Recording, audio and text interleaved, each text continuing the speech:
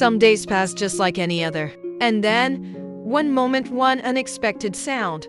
One small decision to stop and everything changes. It happened on a quiet afternoon. I was walking back from the grocery store, taking the same route I always do.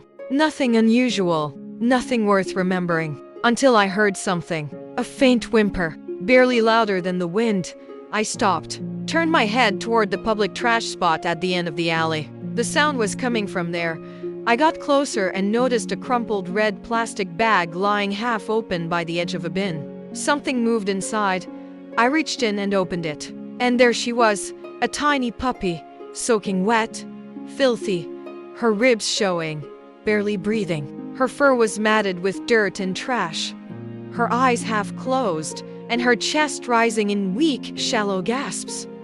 I didn't think. I just moved, took off my jacket, wrapped her up, and held her close to my chest. She didn't fight. She didn't cry. She just lay there, small and silent. Back home, I placed her in a cardboard box, lined it with a towel, and cleaned her up gently with warm water. Then I warmed up some milk, filled a baby bottle, and tried to feed her. She didn't respond at first. I thought I was too late. But then a small flicker of life, her tongue reached out, touched the bottle, and began to suck slowly, as if every drop mattered.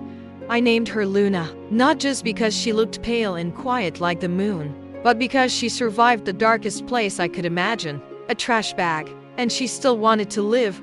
The first few days were delicate. I bottle fed her every few hours, wiped her clean, made sure she stayed warm. She didn't bark. She barely moved. But every morning, when I walked up to her box, she'd give a single, tiny wag of her tail. I already had two adult cats, Louis, the calm one, and Miu, the troublemaker. At first, they kept their distance. But within days, they were hovering near Luna's box, watching her sleep, even curling up nearby. One morning, I caught Luna trying to stand. She wobbled a few steps and nudged Miu's tail with her nose. Miu didn't react, just flicked her tail again, an invitation. And right then, I knew Luna was coming back to life.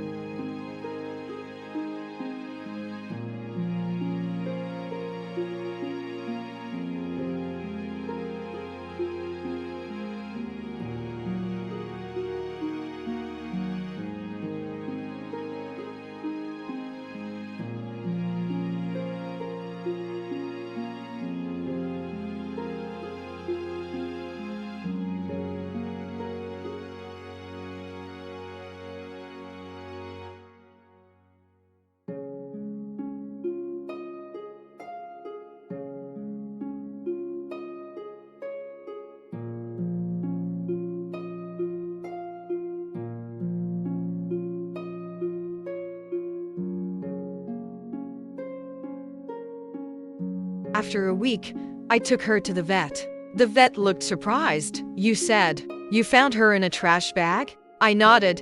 He checked her thoroughly, then said she was close to shutting down. Severe dehydration, low blood sugar, hypothermia. Honestly, most puppies wouldn't have made it.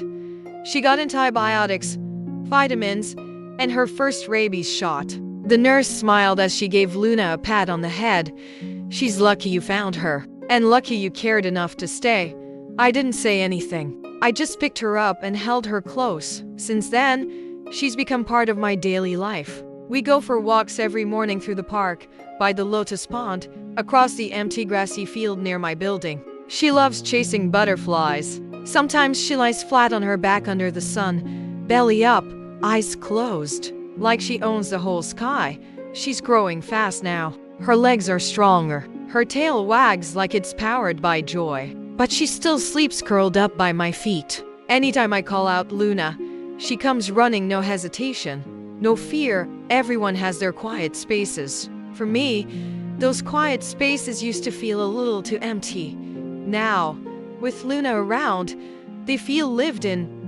I didn't rescue her. She rescued me from the routine, from the silence, from forgetting what it means to care without needing a reason.